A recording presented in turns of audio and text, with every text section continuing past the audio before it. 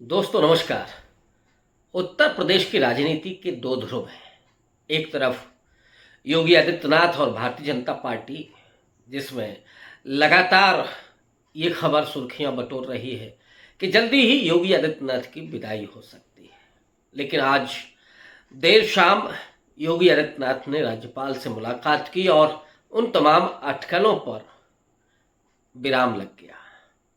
तो दूसरी तरफ अखिलेश यादव की राजनीति है, पीडीए की राजनीति, पिछड़ा, दलित और अल्पसंख्यक। लोकसभा चुनाव में उनका ये फॉर्मूला जिस तरह से काम किया था वो सबने देखा। भारतीय जनता पार्टी की हिंदुत्व की सबसे बड़ी पिच, सबसे बड़ा हिंदुत्व का उभार वाला राज्य उत्तर प्रदेश, जहां पर बाबरी मस्जिद का डिमोलिशन हुआ और उसके बाद इसी साल 22 जनवरी को राम मंदिर बनकर के तैयार हुआ। लेकिन उसी अयोध्या में अखिलेश यादव ने अपनी बेहद सूझबूझ से ऐसे प्रत्याशी को चुनाव मैदान में उतारा फैजाबाद से कि जिसने 1957 के बाद पहली बार किसी दलित को फैजाबाद का सांसद बनाया।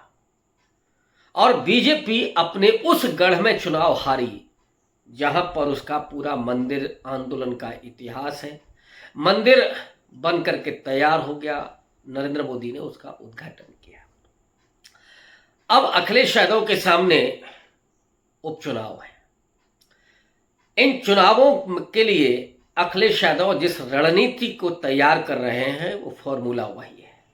लेकिन खास बात यह है कि वो बेहद उत्साहित हैं और उत्साहित इसलिए है कि बीजेपी के भीतर ही सिर्फ उटव्वल चल रही है। केशव प्रसाद मौर्य की अपनी महत्वाकांक्षाएं हिलोरे मार रही हैं, तो योगी आदित्यनाथ ये कह करके मोदी और शाह पर हमला कर चुके हैं कि अति आत्मविश्वास ने चुनाव हराया। केशव मौर्य जहां सरकार के ऊपर संगठन को रखने की बात कर रहे हैं, तो योगी आदित्यनाथ के साथ आरएसएस खड़ा हुआ बताया जा रहा है। लेकिन इन सबके सामने सबसे बड़ी चुनौती अखिलेश यादव है। अखिलेश यादव का पीडीए और ऊपर से पिछले 10 साल और उत्तर प्रदेश में 7 साल की एंटी इनकम्बेंसी। योगी आदित्यनाथ जिस हिंदुत्व के बलबूते मैदान में आए थे और बुलडोजर राज, ये सब जो उन्होंने उन हिंदुत्ववादियों के मन को लुभाने का काम किया जिन्हें एक समुदाय से खास चिढ़ थी। बहुत सारे माफिया दबंग लोगों के मकान तोड़ दिए गए, तब भी लोग खुश होते रहे। लेकिन उन मिडिल क्लास लोगों को, अपर मिडिल क्लास लोगों को मिला क्या? नीट में सफर करने वाले बच्चे किसके थे? ऑब्वियस है कि उसी तबके के जो जय श्री राम बोलते हैं और जो योगी को और मोदी को अपना आइकॉन मानते हैं। दूसरी तरफ जिस समाज से उन्हें चिढ़ थी, नफरत थी, वो समाज पहले से ज्यादा, ये कहें कि आर्थिक रूप से मजबूत स्थिति में दिखाई पड़ रहा है, भले ही लगातार उसकी कमर तोड़ने की कोशिश हो रही है। दंगों में तो उसकी दुकानों को जलाया ही गया। हालांकि जब आग लगती है तो हिंदुओं के भी घर जलते हैं। जैसे लखनऊ में ही अकबर नगर को तोड़ दिया गया, उसमें सिर्फ मस्जिद को ही नहीं तोड़ा गया, 2-3 मंदिर भी थे वो भी तोड़े गए। तो वो जो शेर है कि लगेगी आग तो आएंगे कई घर जद में, इस देश में मेरा मकान थोड़ी है। तो सिर्फ एक समुदाय का मकान नहीं है। लेकिन खास बात यह है कि मुस्लिम तबका इन 10 सालों में, एक तो जो मिडिल क्लास था वो पढ़ाई लिखाई में बहुत तेजी से आगे आया।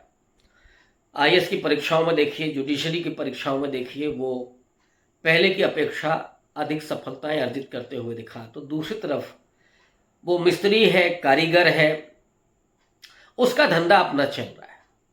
भले ही आप कहें कि अब्दुल टाइट हो रहा है, लेकिन उसने पंचर के दाम बढ़ा दिए, वो आपके जेब से जा रहा है।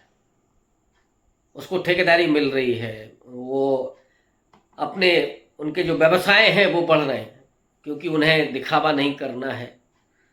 लेकिन इधर एजुकेशन संस्थानों पर ताले लग रहे हैं, फीस बहुत बढ़ाई जा रही है।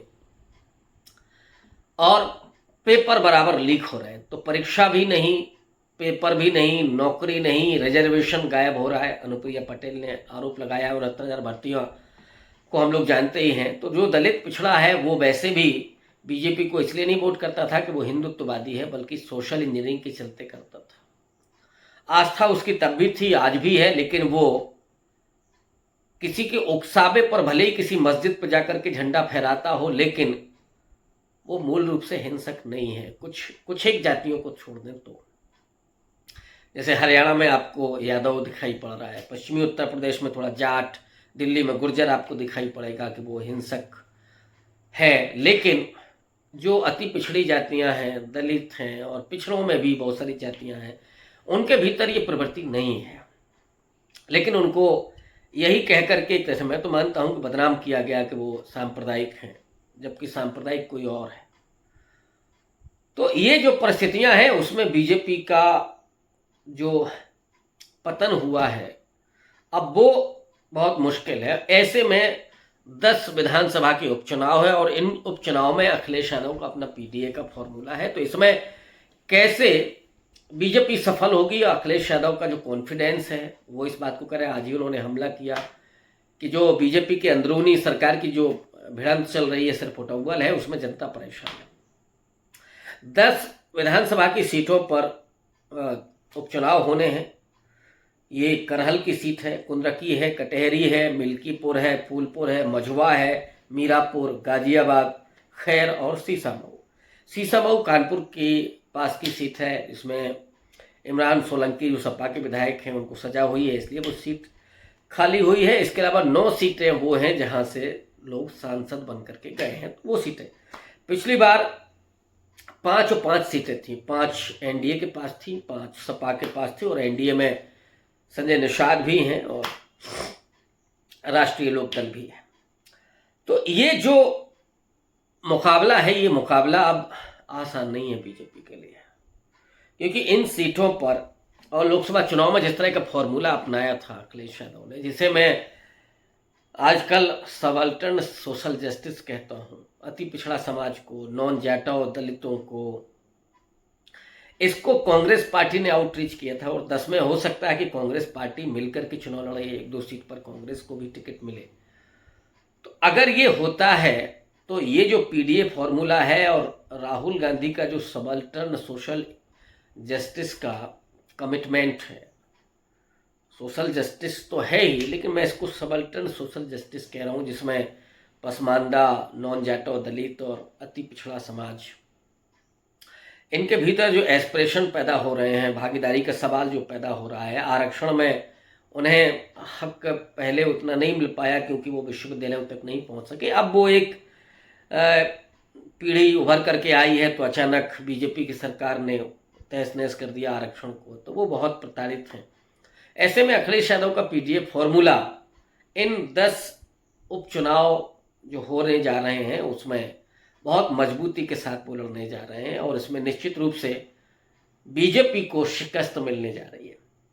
हो सकता है कि वो 1-2 सीटें जीत लें, पहले 5 सीटें थी बीजेपी के पास, और अगर 1-2 सीटों पर सीमित रह गई बीजेपी तो एक बार फिर से योगी बनाम अमित शाह शुरू हो जाएगा, और तब हो सकता है कि अमित शाह दांव खेलें योगी आदित्यनाथ को हटाने का, ये भी संभव है। लेकिन अभी तो अखिलेश यादव का अपना जादू एक तरह से चल रहा है। शुक्रिया।